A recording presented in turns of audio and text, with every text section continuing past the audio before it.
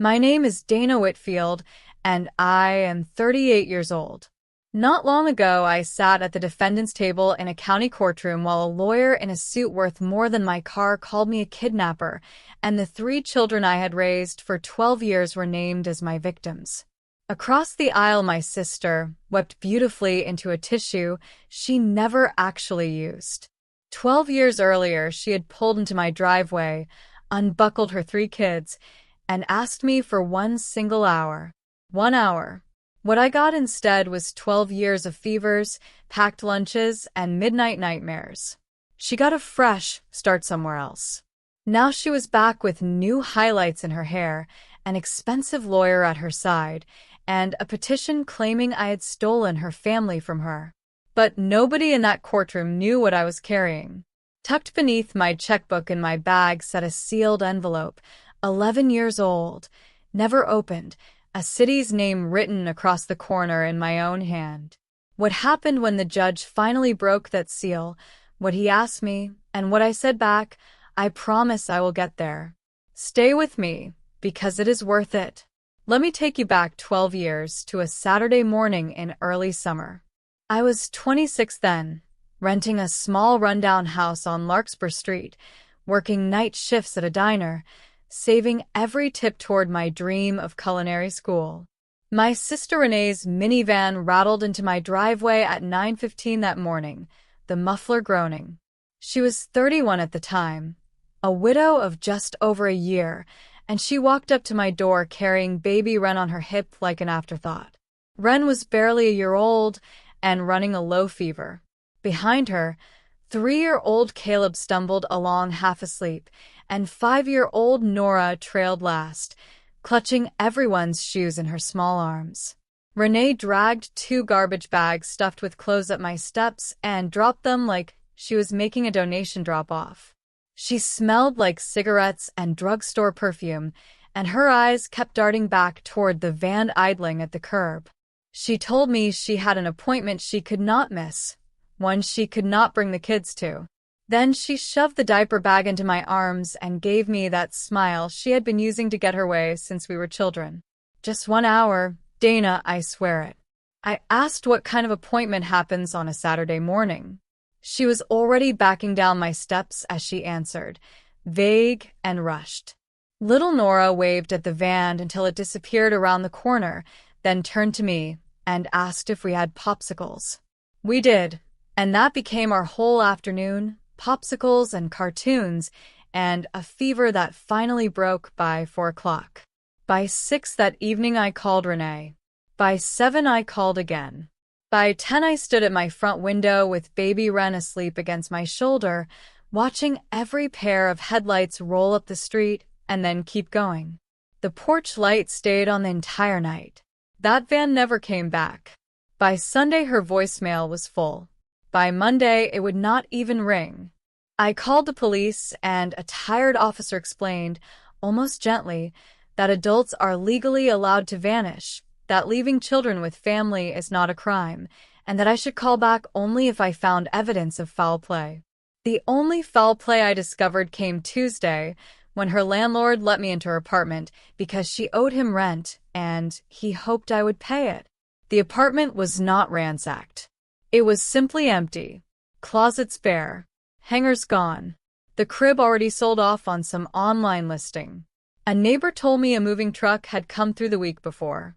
She had packed up her entire life while I was working a double shift, then driven her children to my porch as the very last errand on her list. My mother sat at my kitchen table that week with her hands folded and said the words she would repeat for years to come. She will come back, Dana. She is their mother. She said it like it was a law of physics, something unquestionable. I wanted so badly to believe her. Renee's husband had died in a highway accident just over a year before, and grief does strange, terrible things to people, so maybe she just needed space. That is what I told myself while buying a secondhand car seat at a yard sale. Then one night, tucking 5-year-old Nora into a fold-out bed in a room still cluttered with my old cookbooks, she looked up at me and asked if we had done something wrong. I told her no, baby, somebody did, but it was never you. People ask how I managed to raise 3 children overnight with zero warning, and the honest answer is badly, then less badly, and eventually you look up and realize a year has passed. I shoved my culinary school application into a drawer and took every extra shift the diner would give me. I learned Ren would only sleep with the dryer running. I learned Caleb wheezed when he cried too hard, and that a nebulizer is not cheap even with coupons. I learned Lice shampoo goes on sale in August, and that shame is a luxury I could no longer afford, so I let it go. We got on assistance, and I stood in line behind women just as exhausted as I was, and not one of them ever asked where the children's mother had gone. My mother helped where she could, watching the kids on my late nights, loving them fiercely, but her generation had rules about airing family troubles. You did not use the word abandoned at church. You said Renee was traveling. For a while, I even let the children believe some softened version of that because what do you tell a 5-year-old? The truth had teeth, and she was too small for it. The first real obstacle was not money. It was a clipboard. Kindergarten registration for Caleb. One line near the bottom read signature of parent or legal guardian. I stood in that school office holding a pen I had no legal right to use. The secretary was kind about it. She had clearly seen this before. Aunts, grandmothers, older sisters, she said gently, sliding the form back toward me. You're going to need paperwork, sweetheart. And that paperwork, as it turned out, required my sister. The clipboard had been a warning.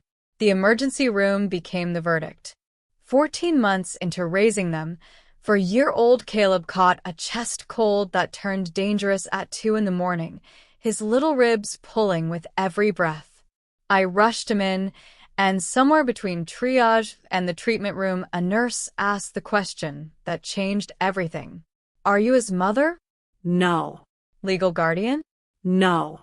She was kind, and they treated him anyway because that is simply what emergency rooms do. But a hospital social worker found me in the hallway near dawn with a folder and a soft voice, and she explained my situation plainly. I had no legal standing whatsoever. I could not consent to surgery if it ever came to that. I could not enroll them in school properly, insure them, or protect them. And if the wrong person made the wrong phone call, the county could remove all 3 children into foster care, while the system figured out what I legally was to them. Strangers' houses. Possibly separate strangers' houses. I sat in my car in that parking garage as the sun rose, Caleb sleeping against the window, and I made the first truly cold decision of my life. That Monday I hired a lawyer who told me the cleanest path forward was legal custody through juvenile court, and that path ran directly through my sister's signature. Nobody had heard from Renee in 14 months, so I hired a private investigator too, $1,800 half paid up front. He located her within 9 days, working at a lounge outside Tulsa under her maiden name. I drained my culinary school savings, took 2 days off, and drove 900 miles. She agreed to meet me at a motel off the interstate because she did not want me seeing where she actually lived. 14 months had changed her, made her look both better and worse. New acrylic nails, an expensive jacket, and eyes that had already checked out of our family entirely, like it was a room she had finished paying rent on. I laid the papers on the small table by the window, a consent to legal custody form, a notary already scheduled to arrive at 3. Renee flipped through the pages the way you flip through a restaurant menu. She never once asked about Ren's fever, or Caleb's lungs, or whether Nora still carried everyone's shoes. She asked what was in it for her. I want to be careful here because this is the part of the story I kept sealed for 11 years, and I am still going to keep it sealed a little longer. There was a price. She wrote it herself on the motel stationery, in the same looping handwriting our mother used to praise. I read what she had written, and something inside me went very quiet, and it never got loud again. I paid it.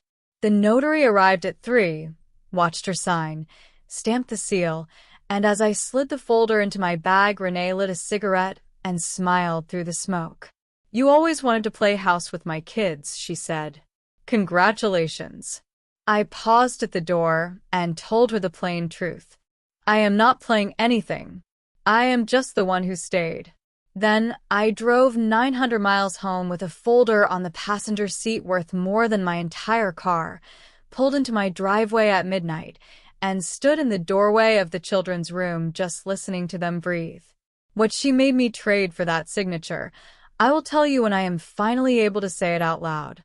We are not there yet. The juvenile court granted me legal custody that fall, and the next decade unfolded the way bread rises, slowly, and then all at once.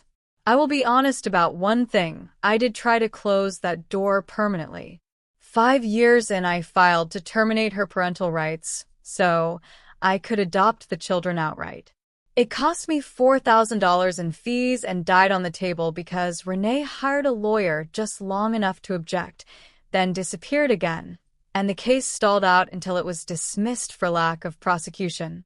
The law leaves a door cracked open for mothers, and I learned to sleep beside that cracked door. Life still got good. I opened a small bakery 6 years ago using a business loan and a second-hand mixer I named Gladys. I bought the house on Larkspur Street 5 years ago, the very same house, because these kids had already survived enough upheaval. I packed roughly 4,000 lunchboxes. I sat through stomach flu, a broken wrist, 2 science fairs, and 1 middle school heartbreak that demanded emergency pancakes at midnight. The children called me D, and I never once asked for more than that. And every June, without fail, a single blank postcard would appear in my mailbox. No signature, no message, just a beach in Florida, or a casino somewhere in Nevada, or a cold mountain range. The first one terrified me, and I called my lawyer, but there was nothing to be done about a blank rectangle of cardstock. So I stopped telling anyone and kept them bundled with a rubber band in the junk drawer, trying not to think too hard about what they meant. Somebody out there still knew our address. Somebody was keeping track of us. 8 months ago, my mother suffered a stroke at her kitchen table, a crossword puzzle half finished beside her, the kettle still warm. She was 71. At the funeral, Ren gripped my hand so tightly her ring left a mark on my finger. I kept thinking that my mother had died, still believing her other daughter would walk in late, the way she was always late for everything. She never came. The will was simple and surprised nobody who had watched my mother's final years unfold. The old farmhouse on the edge of town, $312,000 in insurance money, and a lifetime of frugal saving, all placed into a trust for her 3 grandchildren, meant for college and for their future. I was named trustee. My sister's name appeared exactly once, in the kind of sentence lawyers write when someone has been thought about carefully and then deliberately left out. But here's the thing about probate nobody warns you about: the law is thorough. And a state must notify every heir, even the disinherited ones, even the missing ones. So a formal notice went out by certified mail to my sister's last known address, forwarded who knows how many times, like a flare fired over a dark ocean. For 3 months, nothing. I finished probating the estate, mowed the farmhouse lawn myself, kept the trust account spotless. I let myself believe that flare had simply sunk without a trace. Then on a Tuesday morning in March, a rental car parked outside my bakery, and a woman stepped out wearing a white coat and sunglasses, and my hands recognized her before my eyes did, going cold against the proofing pans. 12 years, not one phone call, not a single birthday card, not a word spoken at our mother's grave. She pushed open my door like any other customer and said, "Hello, D." She looked expensive and rented all at once, much like the car outside. The coat was white wool, exactly the kind you wear when you have never once carried a toddler with a bloody nose. And beneath the salon polish, she was still unmistakably my sister, same chin, same way of tilting her head when she wanted something. The morning rush had cleared out, leaving only me, the ovens, and 12 years walking straight toward my counter. She performed it beautifully, I will give her that. Her eyes went glassy, right on cue. She said she had been sick, that she had spent a long time getting better, that she was finally in a place, and she actually used those words, a place where she could be what her children needed. She said she thought about them every single day. I looked at her fresh manicure while she spoke and thought about the junk drawer full of blank postcards, and I asked her only one question. Where were you when Mom was buried? She blinked, and for half a second the performance faltered, and I watched her deliberately choose not to answer. Instead, she leaned across my counter, dropped her voice, and got straight to it. I want my babies back, Dee. Nora was 17 by then. Ren was 2 blocks away doing pre-algebra homework in a bedroom I had painted twice. I felt the old anger rise up my neck and set it back down, because I had 12 years of practice doing exactly that. I told her the children had school, routines, an entire life, and none of it was up for negotiation over my pastry case. If she wanted to talk, there were proper legal channels. Her smile turned cold, the warmth in her eyes drying up like a switch had been flipped. You'll be hearing from someone, she said. And a week later, I did. The someone was a process server who apologized twice, and the papers arrived in 2 layers, like a badly made cake. The first layer was a petition demanding custody of Caleb and Ren and dragging me into court over Nora's final year of high school. Her lawyer, a man named Roland Voss, wrote his petition using language ripped straight from tabloid headlines. He claimed I had obtained custody through a forged signature, that the consent I had driven 900 miles for was fake, that the last 12 years amounted to wrongful retention. In one paragraph clearly written to be quoted by the local paper, he used the word kidnapping. The second layer arrived at the courthouse that same week, a challenge to my mother's will, claiming I had poisoned a dying woman's mind against her own firstborn daughter. And that second filing told me the real truth, because if the will fell apart, the trust fell with it, and if my mother had died without a valid will, her estate would split evenly between her 2 daughters, leaving the children with nothing, while Renee walked away with half a farmhouse and over $150,000. The custody case was the emotional performance. The will case was the payday.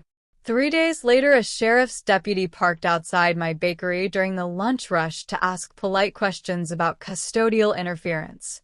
It took him 4 minutes to verify my legal custody order and close the complaint, but half the town watched that patrol car sit outside my shop the entire time. I sat the children down on a Sunday evening over meatloaf and told them, with words I had rehearsed against the shower tile, that their mother was back in town, that she had asked the court to review where they lived, that there would be a legal process, and grown-ups would handle it, and nothing about tomorrow was changing. I kept my voice level like I was reading off a recipe card. The children did not stay level. Caleb, 15 now, shoved his chair back so hard it hit the wall and stormed out to shoot baskets in the dark until the neighbor's porch light flicked on. Ren, 13, went the opposite direction, going very still, her ears turning pink, asking quietly if their mother wanted to meet them. There was hope in her voice, dangerous, unguarded hope. She had been barely a year old when that van drove away. Her mother was nothing but a story other people told her. And Nora, 17, arms folded, watched me the entire time like she was studying an opponent across a poker table. Once the younger 2 had gone upstairs, she stacked the dinner plates without looking at me and asked why their mother had really left. I gave her the same smooth, worn-down answer I had been giving since she was 5 years old. She got lost, honey. Sometimes people get lost. Nora set the last plate down carefully, like it might explode, and looked at me with our mother's exact eyes. I am not 5 anymore, Dee, she said, and went upstairs. I stood in my kitchen with my hands in cold dishwater, understanding 2 things at once. My children were about to be fought over publicly, and the story I had built to shield them had already started rotting beneath the floorboards. The first hearing lasted 40 minutes, and Roland Voss performed for 35 of them, standing before Judge Warren Castillo and calling my entire life a kidnapping in slow motion. My lawyer, Priya Sharma, entered the custody order into the record alongside the deputy's closed complaint, which killed the criminal accusations instantly. You cannot steal what a court legally granted you. But civil court is an entirely different animal, and Voss knew it well. The forgery claim did exactly what it was designed to do. A signature cannot defend itself. It simply sits on a page while a stranger calls it a lie. The judge ordered a handwriting expert, appointed a guardian ad litem named Renata Cole to represent the children's interests, and because the law tends to lean toward mothers who show up crying, even 12 years too late, he granted Renee supervised visitation, 2 hours a week at the Family Services Center. 2 hours a week does not sound like much until you have had every single hour for 12 years, and suddenly it feels like a hole drilled straight through the bottom of a boat. Afterward, in the parking lot, Priya loosened her scarf and asked the question good lawyers always ask early. The consent page is strong, but they're going to swear under oath it is fake. Do you have anything else from that day? Anything at all? I stared at a crack in the asphalt for a long moment. I have something, I told her. I would rather not use it. She studied me the way she studies evidence.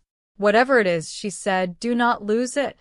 I did not tell her it had already spent 11 years locked in a fireproof box, waiting for exactly this moment.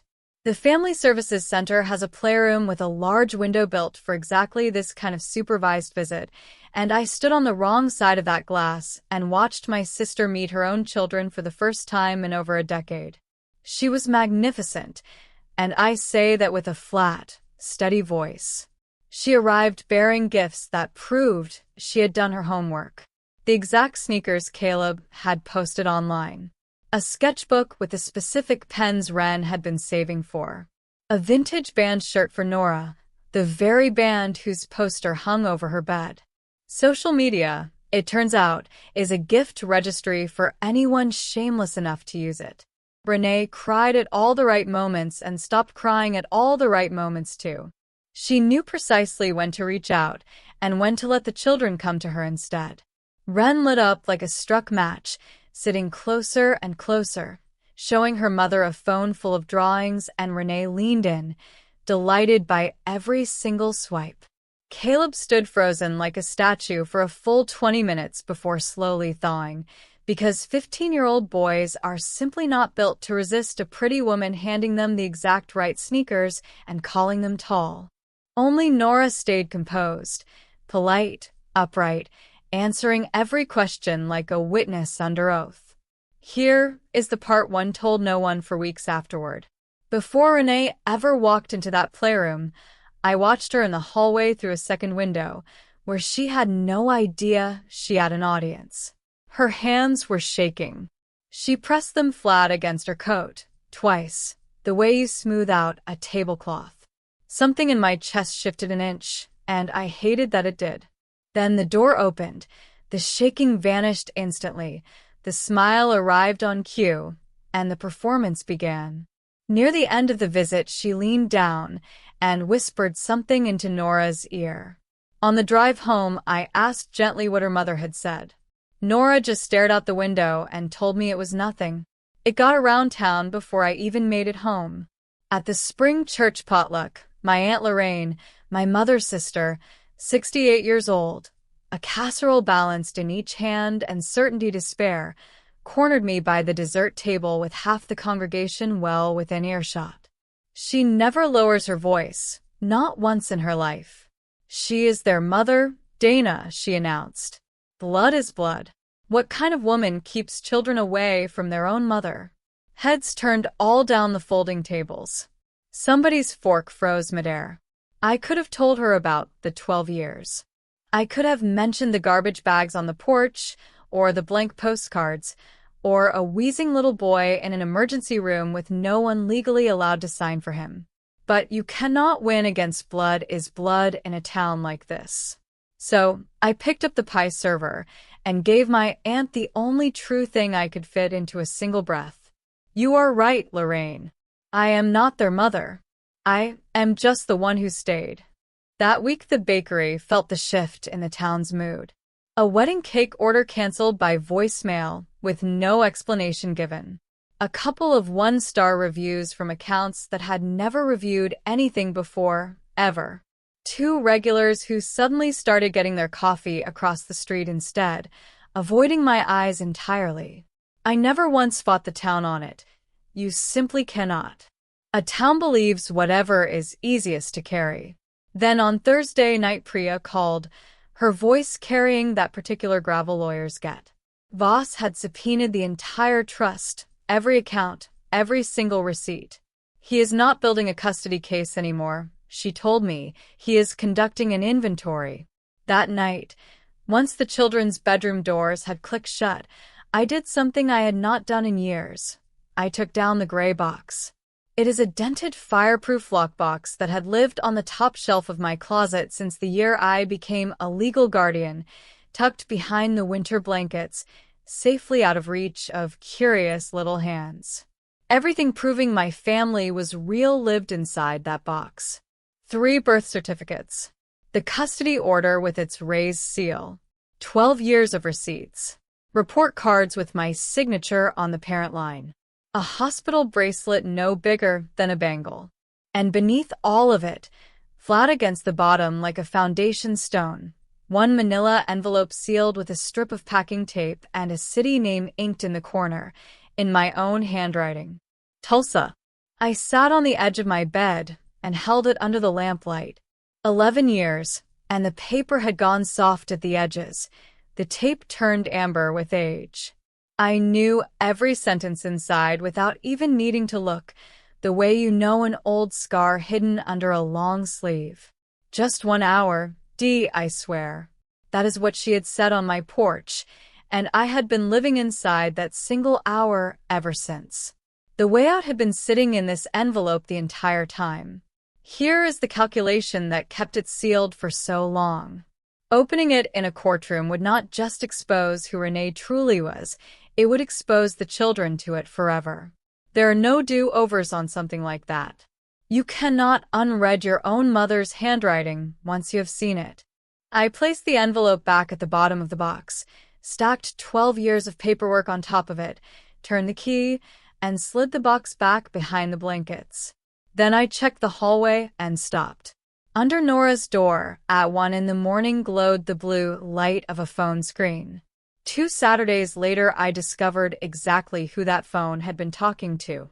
I was delivering a sheet cake across town when I spotted them through the front window of a diner, my niece tucked into a corner booth, and across from her, wearing sunglasses she did not need indoors, my sister.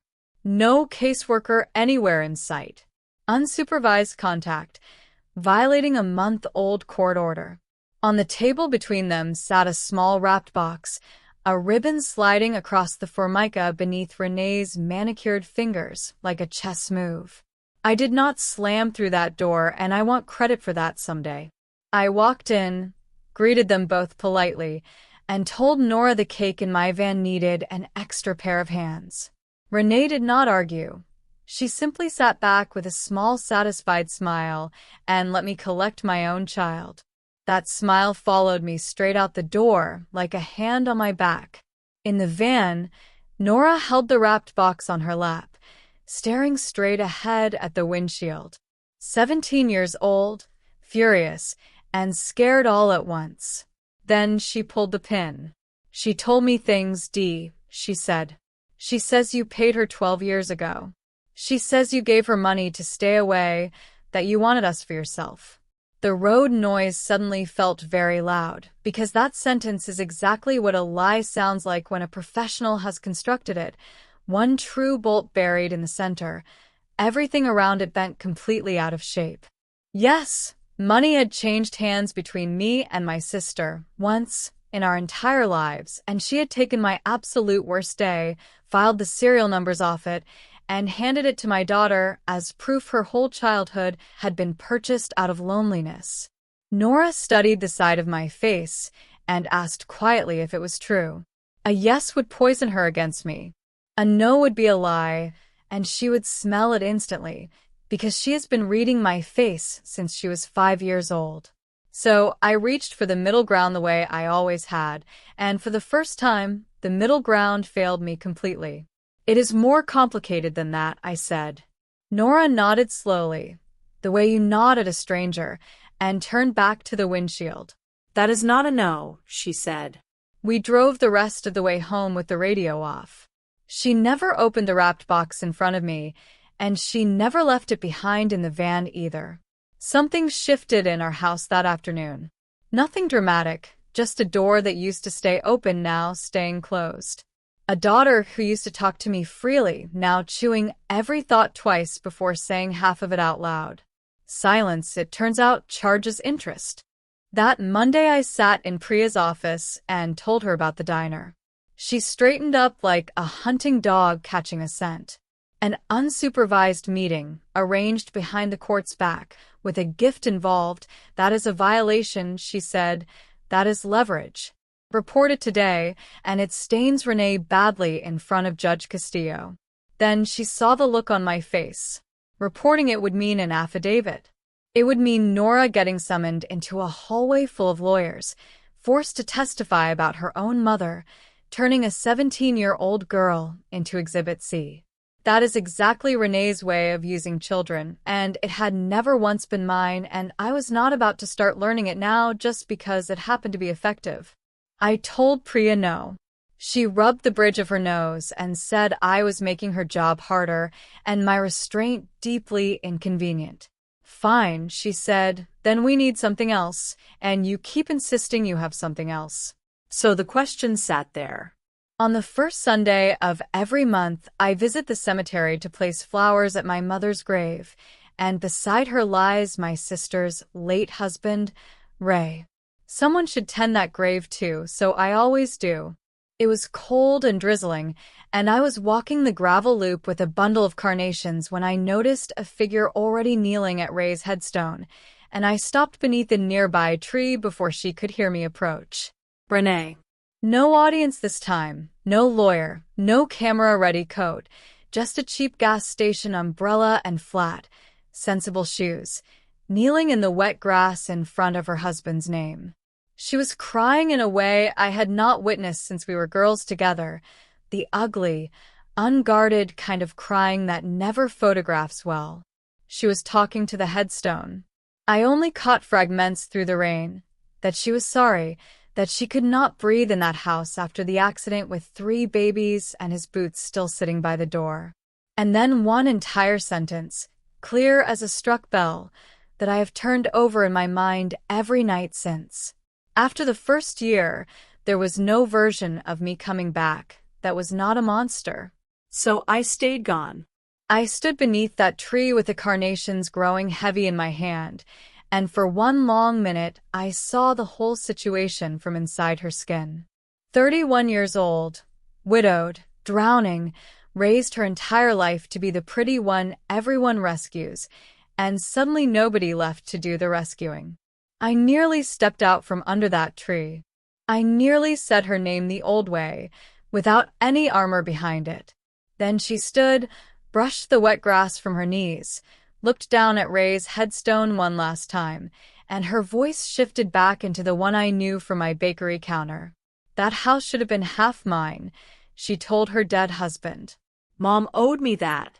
She straightened her collar and walked back to her rental car through the rain. I stayed beneath that tree until she was gone, set the carnations down, and stopped feeling like a monster for what I was about to do next. Depositions happen in conference rooms with terrible coffee, and Voss ran mine like a man slowly carving a roast. Small slices, no rush. "When did I take possession of the children?" he asked, using the word possession like they were furniture. Had I ever restricted their contact with their mother? Had I financially benefited from my mother's estate? Had I influenced her will? 2 hours of small slices, and then, without changing his tone at all, the blade finally went in. Miss Whitfield, did you ever pay my client money? The room went completely still. Priya's pen stopped moving. This is the part people never understand about being under oath. The truth does not pause first to check whether it will be used fairly against you. Yes, I said. Voss let the word hang there, then smiled slowly, the way a man smiles confirming a dinner reservation. $15,000, wasn't it? Wired out of state? No further questions today. And I watched the entire story assemble itself right there in that small room. The story he intended to tell a courtroom soon. The same story Renee had already whispered to my niece as an inoculation. A lonely, aging woman desperate for a family of her own, finding her widowed sister at rock bottom, waving $15,000 at her grief, buying her signature, helping her disappear, then playing the martyr for 12 straight years on the strength of it. It was elegant. It was obscene. Every single fact in it belonged to me, and every joint had been quietly rewired to carry the exact opposite weight. In the parking lot, Priya stayed quiet for a while, then finally asked the question she had been circling for a month. This thing you have and refuse to use, does it answer all of that? I looked at her over the roof of my car. It answers everything, I said. That is exactly why the children can never see it. Priya held my gaze steady. Dana, she said, after today the question is no longer whether they will hear it. It is only whose mouth they hear it from. She laid it out plainly for me the next morning with the blunt honesty good lawyers save for moments like this. Option 1. Produce the envelope. It destroys the forgery claim. It completely reframes the money.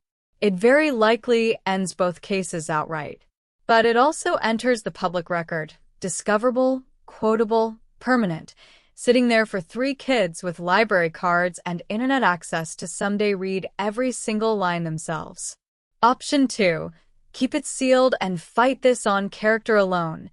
12 years of receipts stacked against a mother's tears in front of a judge trained by law and habit to give mothers the benefit of the doubt.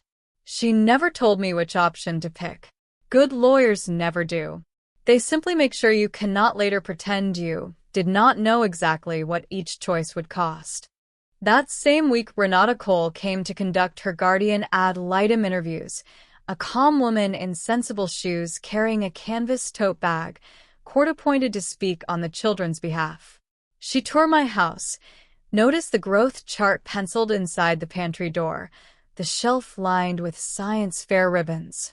She spoke to each child alone in the living room, door left cracked per protocol, while I stood in the kitchen trying not to listen so hard my ears actually rang. Caleb came out after 8 minutes. Nora took 20 and left with her jaw set tight. Wren took a full half hour and emerged clutching her sketchbook to her chest, finding me by the sink, hovering on the edge of something. Then she asked it, did our mom ever try to come back, even just once? 12 years of protecting her, and the kindest sentence I had ever built for that question. She got lost, honey, caught in my throat, and simply refused to come out, because Nora stood in the doorway watching me, and I knew one more smooth, worn-down lie would cost me both girls at once. The mail saved me from having to answer, though I am not proud of that fact. A certified letter arrived from Voss's office, titled Confidential Settlement Proposal, and it turned out to be the single most honest document my sister ever sent me, because it was written entirely in numbers instead of feelings. Here is what she offered. She would withdraw the custody petition. She would drop the challenge to the will. She would sign a full, permanent surrender of her parental rights and consent to adoption, notarized and ironclad, the exact document I had chased for over a decade. In exchange, she wanted $80,000 from me personally, not from the trust. Priya flagged that detail immediately, because even Voss knew better, along with my resignation as trustee in favor of a neutral corporate fiduciary. Priya read it twice and said flatly that it was the cheapest offer anyone would ever make me. She was not wrong. $80,000 amounted to my bakery's entire line of credit, plus most of my home equity, plus every dollar I had saved since. Painful, possible, and final. No trial, no exhibits entered into evidence, no 13-year-old girl reading her mother's handwriting in a court file somewhere. Ren would keep her soft, blurred version of a mother who simply got lost. Nora would never have to watch me prove exactly what I had paid for. The envelope could rot sealed shut in the gray box until the day I died. And all it would cost me was doing the exact same thing I had done 11 years earlier, at more than 5 times the price. Pay her, seal it, call the silence protection, and wait for the next certified letter in 5 years, or 10, whenever the silence came up for renewal. I told Priya I needed one night to decide. She told me to take 2. I only needed the one. That night I sat at my kitchen table with the checkbook open and the lamp casting a small island of light around the whole decision. I had already run the math on a napkin. I could barely cover it, ugly but possible, with the line of credit and a second mortgage combined. My hand already knew how to write those numbers. It had done it once before. I sat there so long the furnace cycled twice. Around midnight the stairs creaked, and Nora came down in her old robe, and instead of heading to the refrigerator, she pulled out the chair across from me, something she had not done in weeks. She looked at the checkbook, then at the letter beside it, which I had not managed to hide fast enough, and my daughter read the entire battlefield in about 4 seconds flat, because she is mine, even in the moments when that is inconvenient. That is what she really came for, she said, not a question at all. I did not insult her by pretending otherwise. Then Nora leaned forward, elbows on the table, and dismantled my whole plan in a single breath. If you pay her again, she will come back again. You know that, right? Again sat between us with its shoes off, completely at home in that kitchen. I understood then that she had known since the diner, maybe even before that, and had simply been waiting to see what I would do with the truth this time around. Then Nora said the thing that finally ended 11 years of policy, sitting right at my kitchen table. She said, "Stop protecting me from my own life." 17 years old. She stood, squeezed my shoulder the exact way I squeeze hers when she is sick, and went back up to bed. I sat there with the lamp and the checkbook a while longer, just to be certain. Then I closed the checkbook, and at 3 in the morning I stood in my closet doorway staring up at the gray box behind the blankets. At 9 the next morning I placed the gray box on Priya's desk, still cold from sitting in my trunk. I told her no settlement. I heard my own voice deliver it the exact same way I call out oven temperatures, flat, exact, not open for discussion. I bought her silence once, I said. It expired. I am done renting my own family back 1 decade at a time. Then I turned the key, lifted out the manila envelope marked Tulsa, and told her out loud, in front of my lawyer, exactly what was inside, for the first time in 11 years. Priya did not touch it right away. Lawyers develop a kind of reverence for paper, the same way bakers develop it for starters. She could sense what this would do, before she even read it. Then she walked me through the consequences at a slow, funeral pace, because she owed me that much. Once it hits the exhibit list, boss sees it. Once it becomes evidence, it becomes public record. Sealing requests fail more often than they succeed. Reporters can pull it. Neighbors can pull it. And someday, 5 years from now, or 10, the children can pull it themselves, or some well-meaning stranger will pull it for them. Once this goes in, Dana, they will all read it eventually, every one of them. I had already done my grieving over that fact, alone, at my kitchen table. Then they will hear it from me first, I told her, every word of it, before that courtroom ever gets the chance. We declined the settlement in writing before lunch. Vasa's reply arrived by email at 4:11 that afternoon, short even for him. See you at trial. Bring the forgery. I read it twice, standing alone in my empty bakery with the chairs already stacked on the tables, and I felt a door swing firmly shut behind me. The good, clean sound of a decision you can no longer take back. For 11 years, I had guarded a secret. Starting now, I was simply early. Renata Cole filed her guardian ad litem report the week before trial, and Priya read me the important parts over the phone.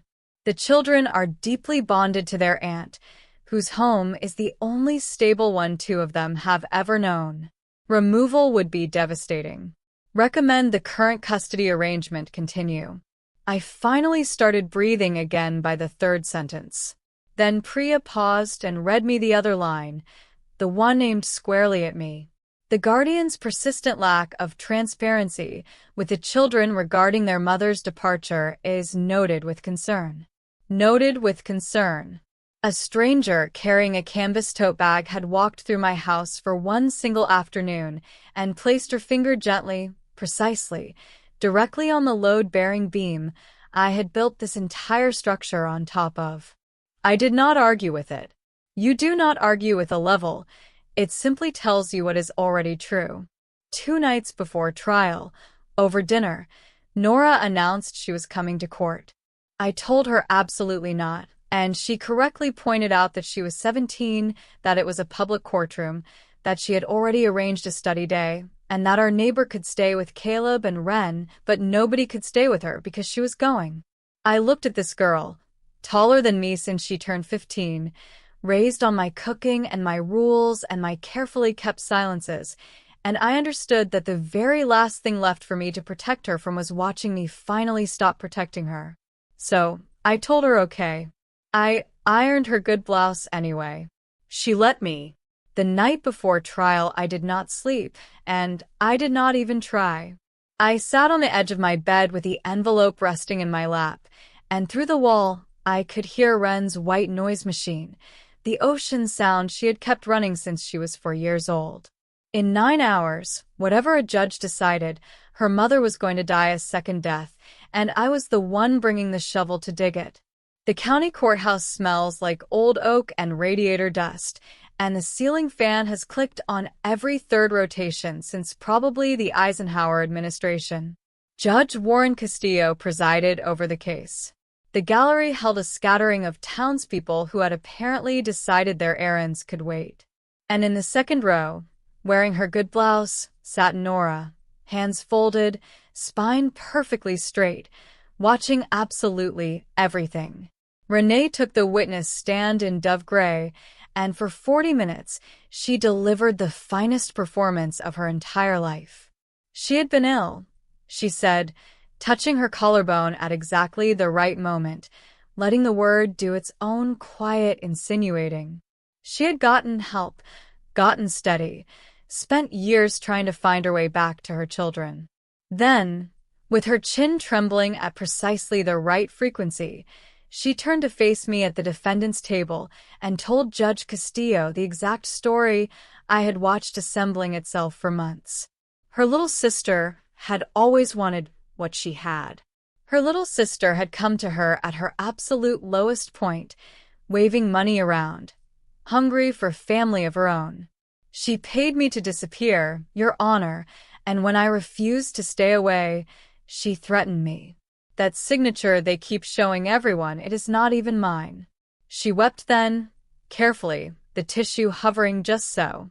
I watched the gallery lean toward her like plants toward a sunny window, and I understood, with a strange scientific calm, that she might genuinely win this case. Blood in the front row, tears on the witness stand, and one signature she had simply decided to unsign, betting that a traveling notary from 11 years back might as well be a ghost by now. Voss turned to Judge Castillo with the satisfaction of a man resting his case an inch from the finish line, then looked over at my lawyer with the words falling out of him like a door opening onto a long drop. Your witness. Priya walked me through the honest inventory first, the custody order, the school records, the medical files, 12 years of my own signature on the parent line of a child's life. Then Voss took his turn, approaching pleasantly, the way you approach a pie you fully intend to drop on the floor. Wasn't it true I had struggled to build a family of my own? That I had tracked down his vulnerable, grieving client using a private investigator? that money had quietly changed hands between us? He built each question one brick higher, then set the final one down with the flourish he had clearly been saving for the entire trial. Isn't it true, Miss Whitfield, that you bought yourself 3 children for $15,000? The fan clicked. Somewhere behind me a purse zipper went completely still. I looked over at Nora in the second row, my daughter, in her freshly ironed blouse, who had told me at a midnight kitchen table to stop protecting her from her own life. Then I looked at Judge Castillo and heard my own voice come out level, the same voice I use when the ovens catch fire and panic becomes a luxury I cannot afford. No, sir, I said, and I would like to enter something into evidence. Voss objected on principle, but Priya was already at the bench with the exhibit list, where it had sat waiting for weeks. Respondents Exhibit 14, disclosed, described, fought over across 2 motions Voss had already lost. The original, sealed by agreement until offered through my own testimony. Judge Castillo waved the lawyers through the procedural weather and let me speak. It is an envelope, Your Honor, I said. It is 11 years old. I sealed it in a motel outside Tulsa on the very day my sister signed that consent form, and I have kept it sealed ever since because of what it would cost 3 children to read it. The bailiff carried it up to the bench, and the courtroom watched it travel like it was glowing. I found Renee's face while it moved across the room. She had gone the color of unbaked dough. For 11 years she had bet everything on my silence. She was watching that account finally close. She asked me for 1 hour, I said to the judge, but not only to him. I gave her children 12 years. The rest of this story now belongs in your hands. Judge Castillo, a heavy-set man wearing reading glasses on a chain, opened my envelope with a letter knife, unhurried, the way judges seem to do everything. 3 items came out onto the bench. The first was the notarized consent, original seal raised, signed in blue ink while a notary and I both watched it happen, the exact twin of the copy Voss had spent months calling a forgery. The second was a wire transfer receipt dated that very same week, $15,000 pulled from a savings account labeled in my own optimistic handwriting from another lifetime, culinary school. The third was a single sheet of motel stationery, and I watched him read it, already knowing every loop of that handwriting by heart, because I had read it 10,000 times before ever taping that flap shut. You want papers? 15,000. And I will sign whatever you put in front of me. Do not come looking for me again. Tell them I am dead if it makes it easier. R. The courtroom fell silent, but courtrooms fall silent often. This silence was different. This was the silence of a man behind a bench reading a mother's price list. Judge Castillo read it twice. I watched his eyes travel back to the top and move down again, slower the second time, as though the words might somehow behave better on a second pass. Then he removed his reading glasses, folded them, and looked at Renee for a long, heavy moment while her gaze drifted toward the exit sign. Then he looked at me, and Judge Warren Castillo, 22 years on that bench in that county, asked his question into the quietest room in the entire state. Miss Whitfield, do they know? The fan clicked. In the second row, my daughter, and I am calling her that now, I had earned the right by then, leaned forward slightly. Not yet, I said. He held my gaze, and something passed silently between us, 2 people who both understood the true weight of paper. Then he adjourned for lunch, entered the exhibit into the official record, and said quietly that the afternoon session could wait until the family had been given its hour. There is a small conference room off the courthouse hallway with a wobbly table and a window painted shut, and that is where my family truly happened that day, far more than anything that occurred inside the courtroom itself. Our neighbor drove Caleb and Ren over from school when I called. Nora was already there, arms crossed, pacing back and forth. I sat all 3 of them down and placed copies of everything face down on the wobbly table, my hand resting flat on top of the pile. Then I finally paid the bill I had been running from for 11 straight years. I told them about the clipboard, about the emergency room, about a boy who wheezed, and an aunt who legally did not exist in his life. I told them about the private investigator and the motel outside Tulsa and the papers spread across that little table and the blank postcards hidden in the junk drawer, one every June, our address kept in her pocket the entire time. I told them their mother had asked for money in exchange for her signature and that I had paid it $15,000, my culinary school fund, my someday. And I told them exactly why I had never said a word about any of it, because I was terrified they would do the terrible math a lie performs inside a child's mind and conclude they had been bought, that they were a purchase, that love with a receipt attached to it stops being love at all. Then I turned the papers over and let them read the stationery, because they were going to encounter it in a courtroom transcript someday regardless of anything I did. Tell them I am dead if it makes it easier. Wren made a sound I will hear for the rest of my life and folded herself into Caleb, who held her tightly and stared at the wall, his jaw working silently. Nora read it standing up, twice through, then set it down and looked directly at me. "You let me spend 12 years wondering what I did wrong," she said, quiet, not shouting at all. The shouting would have hurt so much less. "You knew, and you let me wonder anyway." I did not defend myself because she was right, and because I finally understood the true flaw buried in that load-bearing beam. I had not only been protecting them all these years. I had been protecting myself too, the version of me that never had to watch their faces do exactly what their faces were doing right now. I had treated the truth like it belonged to me to carry alone. "It was yours," I told the three of them. "I am sorry." It took a courtroom to finally make me brave enough to say it.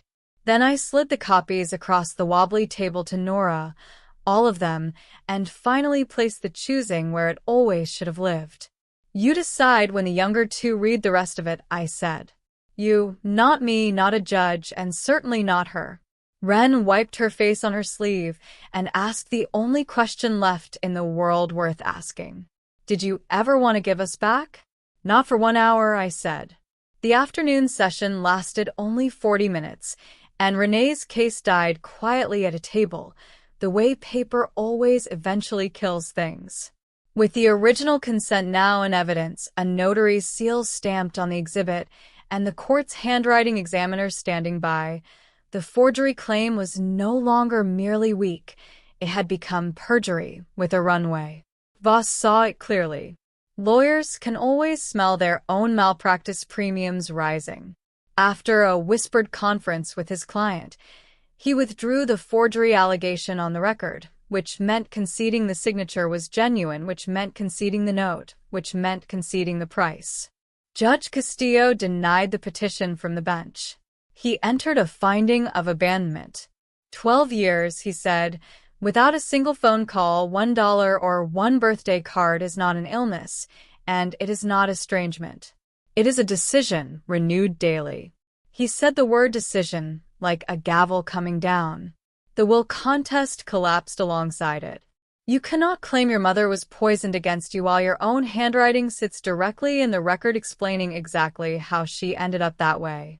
He looked at my sister for a long moment and told her the court had rarely seen a parent better compensated by a child's guardian than she had been, at her own asking price. No prison, no handcuffs. Life does not always give you that particular scene, and by then I had stopped needing it. In the hallway afterward, Renee passed us with Voss trailing 3 careful steps behind her. She slowed when she reached Nora.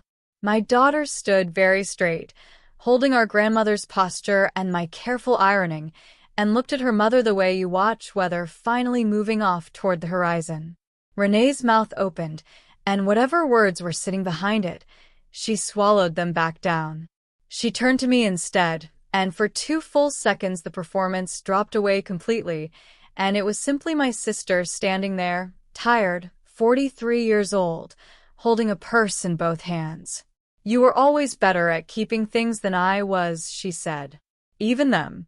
Then she walked out through the double doors into the June sunlight, and all 3 children watched her go, and not one of them took a single step in her direction. The clicking ceiling fan was louder than their goodbye. 6 weeks later, with the abandonment finding officially on record and Renata Cole's blessing in the file, Priya filed to terminate Renee's parental rights and begin adoption proceedings for Caleb and Ren. Nobody objected.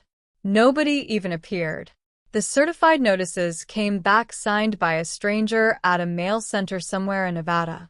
Nora turned 18 that October, which technically meant she had aged out of the whole question, until she sat down at my kitchen table one Sunday evening, slid a printout across to me, and said, "File 1 for me too. Adult adoption. It exists." She had researched it herself, the way she researches everything, with 16 browser tabs open at once. "And change my last name while you are at it," she added, then, catching the look on my face, softened and finished it. "You are not just the one who stayed, Dee. You are my mom. The paperwork is just running a little late." The paperwork was 12 years late, and I signed it anyway, and I did not manage to do it with a steady hand, and nobody sitting at that table ever held that against me. The gray box lives on my kitchen counter now, unlocked, mostly empty. The originals belong to a court file in the county seat, and the copies belong to Nora, who keeps them somewhere her sister cannot stumble across them just yet, and asks Ren's therapist, not me, when the right time might finally arrive. That decision belongs to her. We do not keep each other's truths locked away anymore in this house. We simply keep each other. That June, a letter arrived addressed to all 3 children, written in the same looping handwriting, postmarked from Nevada. I did not open it. I did not screen it. I set it down on the kitchen table beside the bills, told them what it was, and left the room. Through the door I heard the 3 of them decide together, voices low, 3 kids far wiser about their mother than I ever should have allowed them to become. They placed it in the junk drawer alongside the blank postcards and the still wrapped ribbon box from the diner unopened. Maybe someday, if that is ever their call to make. She asked me for 1 hour, 12 years ago, on a porch I still sweep every single morning. Her hour is finally up. And the children, now they know all of it, and they are still here. If you take one thing away from my 12 years, let it be this. Blood can tell you where you came from, but it is the people who stay, who show up at 4 in the morning with a nebulizer, who tell you the truth even when it costs them the version of themselves they loved best, who show you exactly where you belong. Family is not just a name on a birth certificate. It is the name on 4,000 lunchboxes. It is whoever is still standing in the kitchen after every single set of headlights has kept on driving past. That is my story. 1 gray box, 1 sealed envelope, 1 question from a judge. Do they know? And the longest hour my family ever had to live through.